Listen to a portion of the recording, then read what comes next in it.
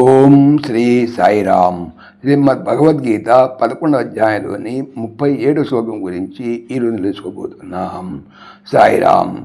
అర్జునుడు గత శ్లోకంలో ఇలా చెప్పారు: ఓ శ్రీకృష్ణ, మీ యొక్క నామము ఉచ్చరించుడి చేతను, మహాత్మ్యమును లెసగా కొనియాడుడి చేతను లోకము మిగిలి సంతోషించుతున్నది, మిక్కిలి ప్రీతి పొందుతున్నది. మిమ్మల్ని చూచి రాక్షసులు భయపడిన వారే దిగంతములకు పరుగెడుతున్నారు. సిద్ధుల సమూహములని మీకు నమస్కరించుతున్నవి. ఇవన్నీ కూడా మీ మహిమకు తగి అయి ఉన్నవి. ఈ శ్లోకము గురించి పెద్దలు చెబుతున్నటువంటి విషయం తెలుసుకుందాం. ఈ శ్లోకంలో బీజాక్షరములు ఎక్కువగా కలవనియు, దీనిని జపించిన వారికి భూత ప్రేత పిశాచాదుల బాధ ఉండనేరదనియు, భూత ప్రేతాదుల బాధ కలవారు ఈ శ్లోకమును భక్తితో భావముతో జపించినచో ఆ బెడద తొలగిపోగలదనియు పెద్దలు చెబుతున్నారు. ఇక ఈరోజు తెలిసిపోయేటువంటి 37వ శ్లోకములో ఇలా అంటున్నారు: కస్మాచ్చతేన నమేరన్ మహాత్మన్ గరీయసే బ్రహ్మణోప్యాధికర్త్రే అనంతదేవేశ జగన్నివాస త్వమక్షరం సదసత్తత్పరం యత్.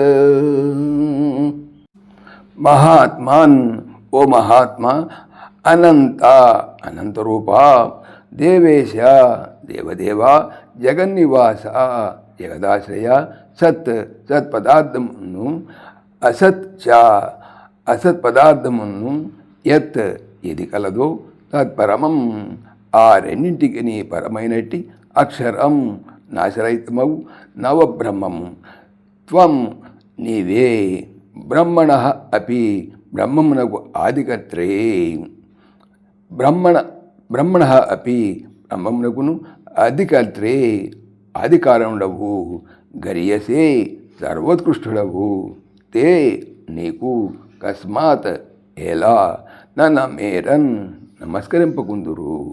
మహాత్మా, అనంతరూప, దేవదేవ, జగదాశ్రయ, సత్ అసత్తులకు పరమైనట్టి అక్షర పరబ్రహ్మ స్వరూపులు మీరే ఉన్నారు. బ్రహ్మదేవునికి కూడా ఆదికారణ రూపులను కనుకనే సర్వోత్కృష్టులకు మీకేలా నమస్కరింపకుందురు. సాయిరామ్. జై శ్రీకృష్ణ. ఈ ఛానల్ సంబంధించిన పూర్తి వివరణ డిస్క్రిప్షన్లో చూడవచ్చును.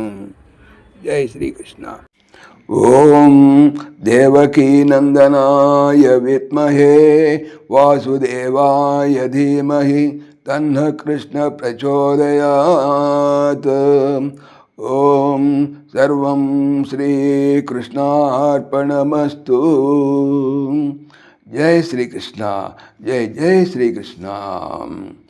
ఆత్మీయులకు మనవి, ఈ ఛానల్తో పాటుగా అనంత మహిమల శ్రీ సత్యసాయి అనే ఛానల్ మరియు భక్తి పరిమళ టీకా భాగవతం అనే భాగవత ఛానల్ను స్వామి నా చేత చేయించుతున్నారని మనవి చేస్తున్నాను. వీటికి సంబంధించిన లింక్స్ డిస్క్రిప్షన్లో చూడవచ్చు. జై శ్రీకృష్ణ.